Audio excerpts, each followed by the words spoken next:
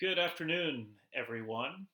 It's a little bit after 5 p.m. on Wednesday, April 29th. Wanted to sort of check in with you all midweek here in the penultimate week of our very unusual and strange semester. Coming to you live from my home office, we could call it. I have the uh, ancient Greek theater, although it's located in Sicily, of Taormina as sort of inspiration and backdrop.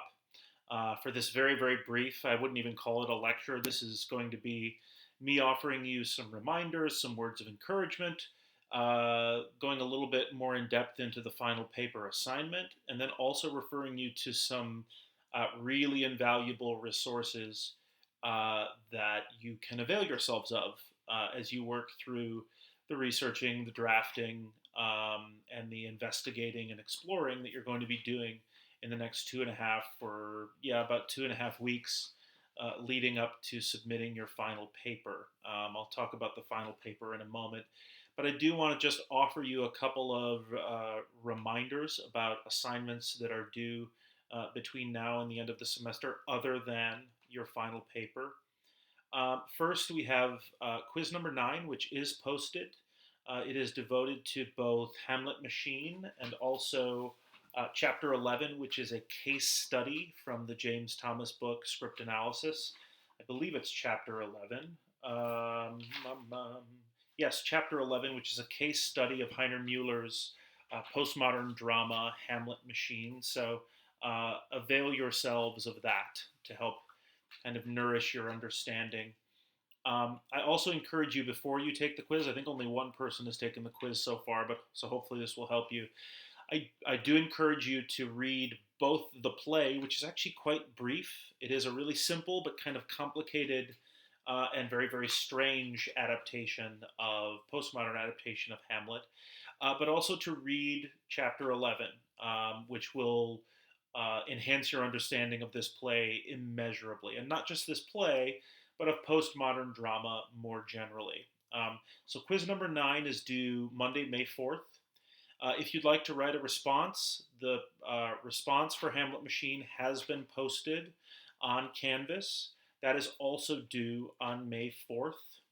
Again, some of you are still needing to make up some of your responses, or you're kind of up against it as far as the number of responses that you've done, so you kind of have to do it. If you do have questions about that particular prompt, that response prompt that I posted, please let me know. The following week, so next week is actually our last week of content. I will be announcing, revealing what musical we will be exploring as I guess, the crescendo, to use a musical term, of our semester, or the apotheosis, to use a literary term, of our semester. I'll be announcing that and posting it actually this weekend. I'm not going to try to break your brains or break your backs with this. I'm probably going to choose something that's both interesting and fun.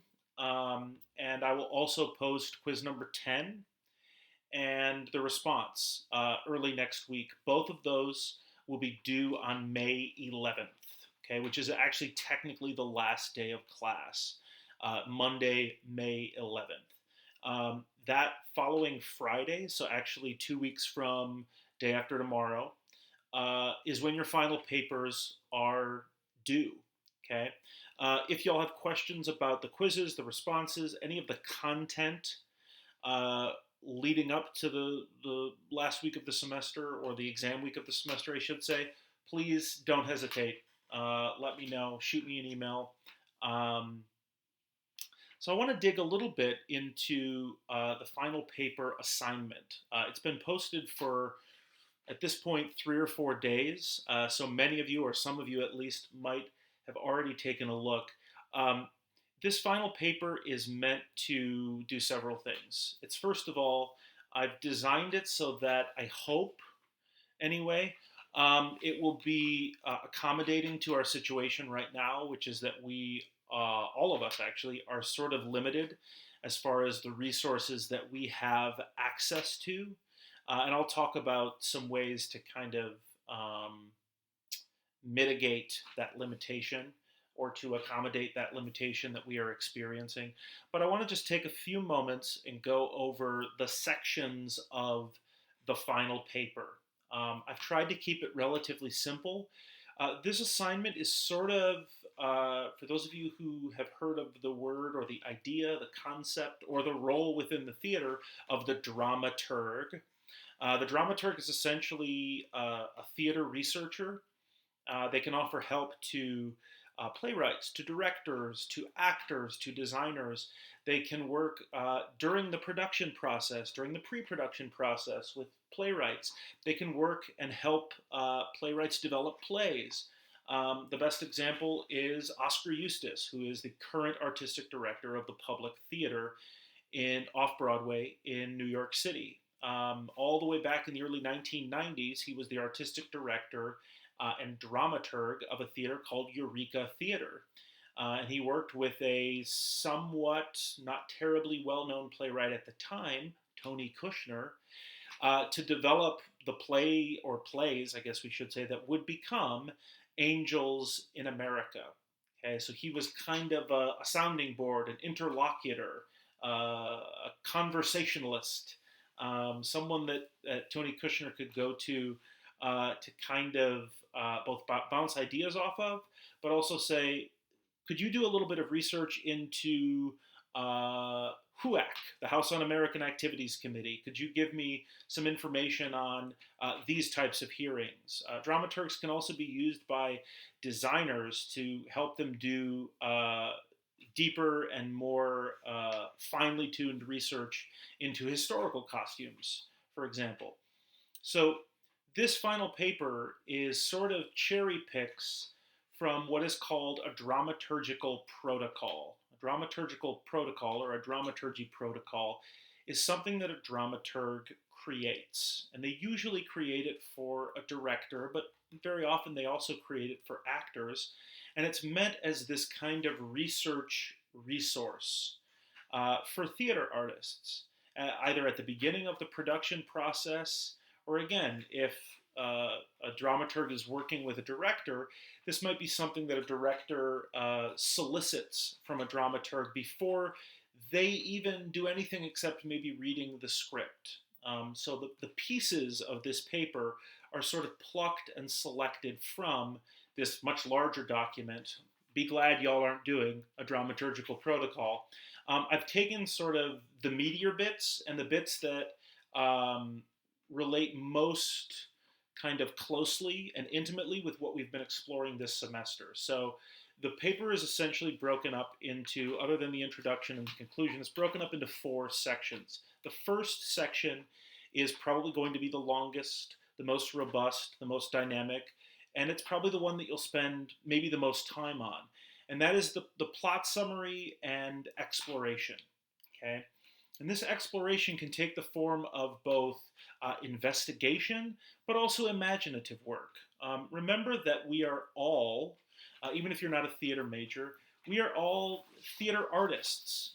We are all interested in exploring plays not just as these kind of arrangements of pieces and sort of understanding the way these pieces are arranged. We're also interested in the act of maybe interpretation or adaptation. How is it that we view this play, even as we read the words of the playwright, the same words that maybe another theater artist, another dramaturg might read?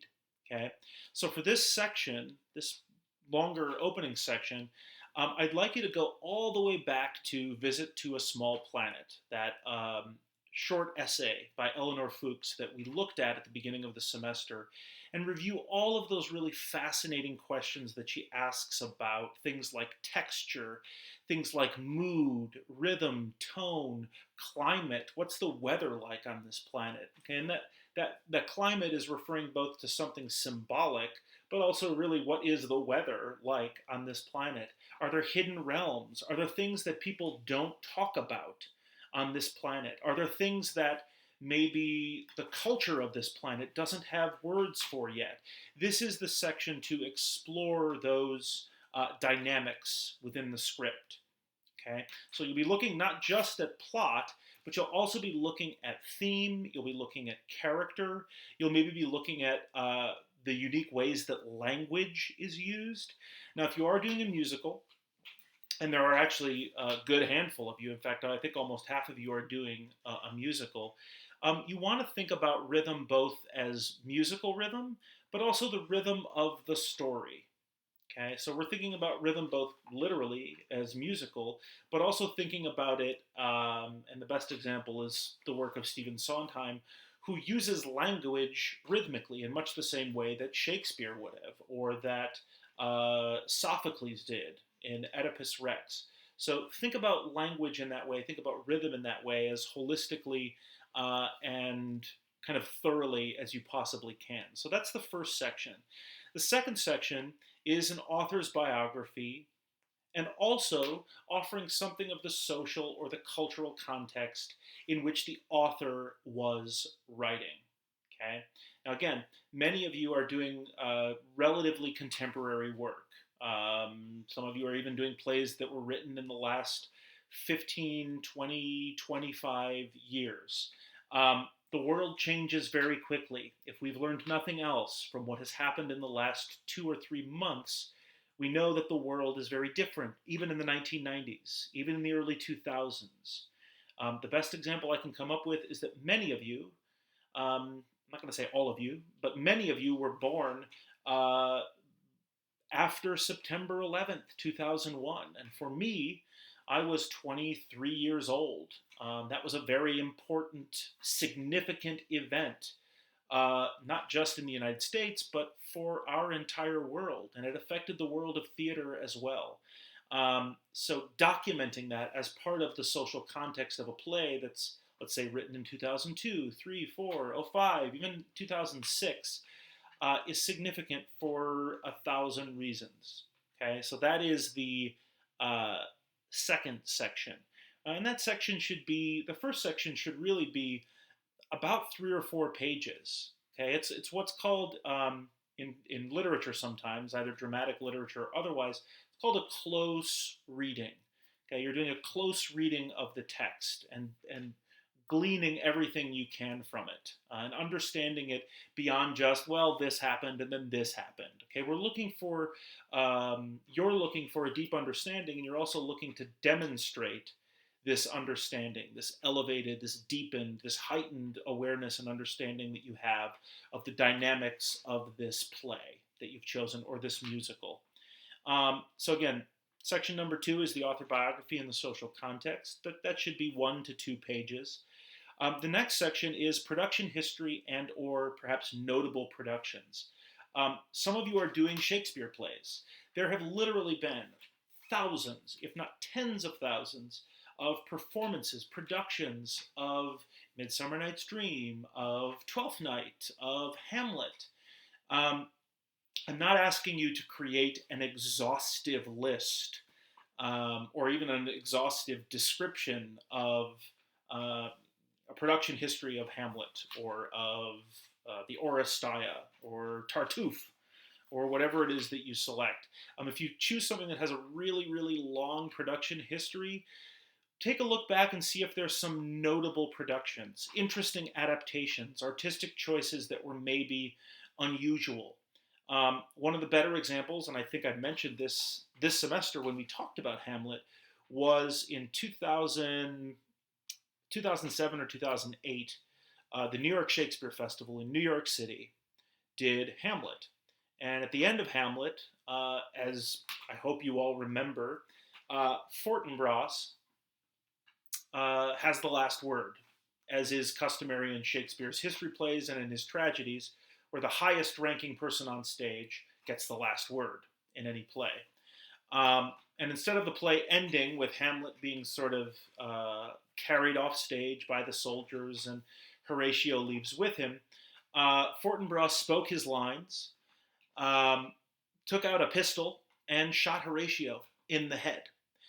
That would be considered a notable artistic choice because it is not something that Shakespeare put into the text. In fact, Shakespeare put very little in the way of stage directions into the text of his plays. But apart from that, it's a really unusual choice. It's a choice that myself, as someone who has studied Hamlet extensively, had never seen before, had never heard of before. And so that's something that you can pluck out if you are working on a play that has a long production history. And I'll talk in a moment when I talk about resources and databases that you all can look at and look through for production reviews. Various places you can find them, and I'll get to that in a moment. The final section is sort of a reflective one, and it's going to obviously be different for every paper. Y'all are all working on different plays, but it also has to do with the way that you see the world. So section number 4 is answering a really simple but kind of complicated question of why this play, why now? Every single one of the plays that y'all chose, and I'm so glad that this is the case, is still produced today. Um, one of you is doing You're a Good Man, Charlie Brown, for example. That was going to be produced. I'm sorry. It was going to be produced at Cardinal Stritch. It was also on Broadway about something like a decade and a half ago. I did it in high school. Okay, so all of these plays are chosen by universities and Broadway producers and off-Broadway theaters and regional theaters and community theaters. They continue to be produced again and again. And the final section is meant to confront this question and encounter this question and ask ourselves, why is it that this play is still produced? What does it address in our culture beyond just it's fun and it's entertaining? Okay, why does the world need fun and entertaining things? Okay, what's going on in our world that we need that? Okay, what social problem is this play maybe trying to speak to? Um, Again, I'll go back to the New York Shakespeare Festival. 3 or 4 years ago, they did a production of Julius Caesar. It was 2017. It was the basically 6 months after President Trump had been inaugurated, and the play was very informed by his ascendancy to the presidency, and it was greeted with protest by various folks. And it was very timely for that reason, this sort of political thriller that asks the question, what do we do as a democracy when someone who maybe resembles, not going to get political here, but maybe someone who resembles an autocrat, someone who resembles a dictator? What do we do as a democracy to confront this? And what the Public Theater did and what the New York Shakespeare Festival did is that they staged Julius Caesar, again, directed by Oscar Eustis. In fact, that production of Hamlet was also directed by Oscar Eustis, the one I talked about from 2007. And again, I want to repeat, all of this stuff is on Canvas. I'm just giving you the theatrical version of all of this, okay? So the other important requirement here is that your paper must have 5 sources. And those sources can be in a variety of different forms. First of all, each one of you already has one source, and that's the script of the play. If you're doing a musical and you're lucky enough to get your hands on the score, that's actually another source that you can use. Okay, if you're going to look at things like the musical dynamics of Rodgers and Hammerstein's music in Carousel, okay, there's variety of different databases that you can use to find these, but a lot of musical scripts, and this was news to me actually, are actually available online. I'm not sure the authors know that. The other sources you can go to are journal articles, and I'll talk about that in a moment. Newspaper reviews of productions, that will be especially important in section 3, where I ask you to look at sort of a production history or notable productions. Magazine articles, if there's an interview of the playwright or the composer or the director of the original production or the director of an important production, that is also a source. And other legitimate internet sources. If there's a source that you are iffy about, please reach out to me and let me know. The internet can be a fabulous place, but it can also be a terrible place. Okay, so please just communicate with me if you're uncertain about the viability of a source. I'm going to leave it up to you whether you'd like to use APA, Chicago, or MLA citation style. It is entirely up to you. I would ask that you are consistent.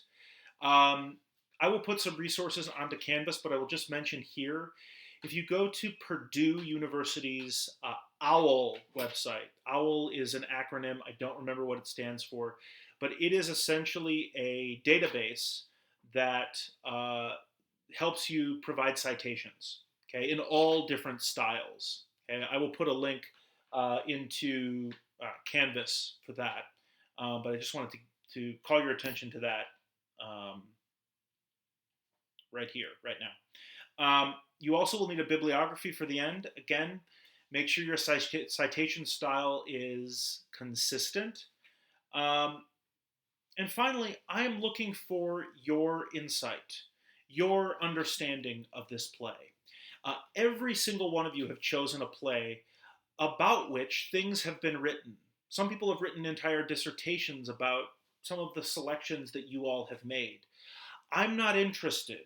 I'm not interested in what, even if it's a really great source, even if it's a really sophisticated, close reading of the play The Resistible Rise of Arturo Ui, which is a Bertolt Brecht play. Even if you find this, oh, that's so clever how he interpreted this, I'm not interested in that. I'm interested in your insight into the play. So be judicious, be careful about the way that you use sources throughout. And again, if you have questions, please let me know. What I'm saying is, you don't need to craft, let's say, the first section where you're looking at what the plot is and how the playwright has put together character development, how they develop theme. You don't need resources to discover that. You need this, not my brain, your heart, okay, your understanding, and you need the script, okay? You need the script. So this assignment, this should be total, it should be between 8 and 10 pages. And if you are thoughtful and you're thorough, you will have no problem getting 8 pages. That 8 pages, by the way, does not include the works cited page. It doesn't include a title page. 8 to 10 pages of content. This assignment is worth 25% of your grade. The proposals that you all submitted were worth 5% of your grade. So between that and this final paper, that's 30% of your grade. So take your time with this. You're going to be committing a lot of energy to this throughout the next 2 weeks. And so just think about that when you think about how much time you think you might be able to invest in this. The assignment is due on Friday, May 15th, so that is 2 weeks from this Friday, meaning Friday, May 1st, so 2 weeks from this Friday at 11:59 on Canvas. I will send out an email probably the day after on Saturday, doing a sort of last call. I am required, the university requires me to submit final grades, not just grades for this paper, but final grades for the entire class, no less than 48 hours after the final exam time. Now, the final exam time is actually on Friday in the middle of the day, so I will have until midday Sunday to submit grades. So if you are struggling for whatever reason, it's best to acknowledge that early and shoot me an email and let me know that you're struggling, and I will try to find ways that I can help you work through this, struggle through this, and so forth. So that is the final paper assignment. Again, if there are questions or concerns, please let me know. The last thing that I have for you today, and I promise this will only take a few minutes and it will be of incredible use to you, is I want to call your attention to a few resources, all of which are available online. The first of which I think I've mentioned either in an email or an announcement. I may have even mentioned it in class, although now that I think about it, that's probably unlikely. There is a resource called the National Emergency Library. This is something that came across I think it was my Facebook feed. This is a digital library. It is a digital archive that takes all of these different databases, library databases, books that have been digitized, and brings them all together through, I think it's archive.org, but National Emergency Library is sort of the sub website on archive.org. All you need to do to sign up is provide an email address and set up an account. It is completely 100% free. I promise you, it is free. I am a huge cheapskate, and I wouldn't pay for it. Although I'd think about it because they do have some amazing books. They have scripts, they have scholarly works, they have video content, they have interviews. So, for example, if you're doing a play, none of you are, but if you were doing a Harold Pinter play, if you were doing the play Betrayal, which is an amazing, fabulous play, there are interviews, in fact, more than one interview with Harold Pinter talking about not just Betrayal, but his work as a playwright, his work as a director. He even did some acting. So this is a really wonderful, fabulous database, not just for print stuff, but you can also find radio programming. You can find video content. I hope that you continue to use this resource well beyond this class. It's something that I've already used just in doing my own, my God, I wish I had this novel, and I've been reading on the National Emergency Library. You can check out books for 2 weeks, which is perfect because that's how much time you basically have to write this paper. So again, I will post a link for that at the top of the course modules before week 1, right by the final paper assignment. I'll make it as obvious as I can. The other databases I wanted to call your attention to are all available on Cardinal Stritch's library website. One of them I think I've mentioned before, and that's the International Bibliography of Theater and Dance. And it is the largest database portal for performing arts related content in the entire world.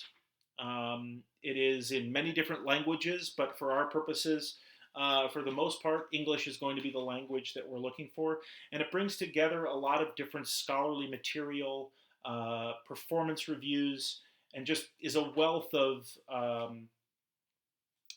information and resources.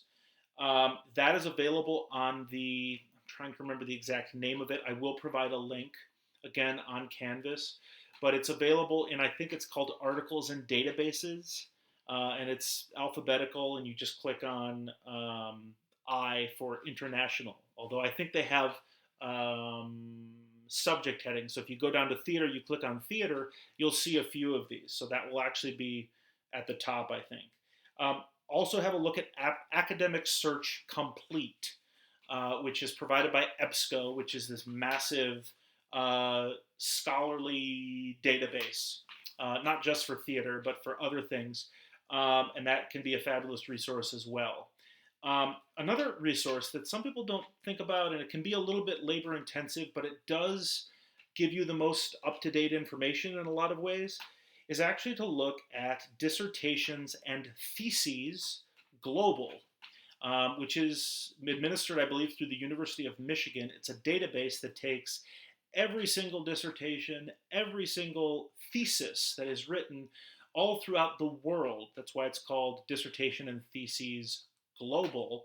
And it digitizes them and provides them to people like you all and like me free of charge to academic libraries, including Cardinal Stritch.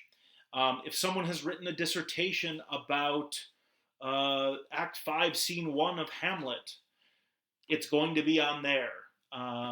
There is stuff from playwrights like Martin McDonough, and someone wrote a dissertation that talked about You're a Good Man, Charlie Brown. My gosh, can you believe it?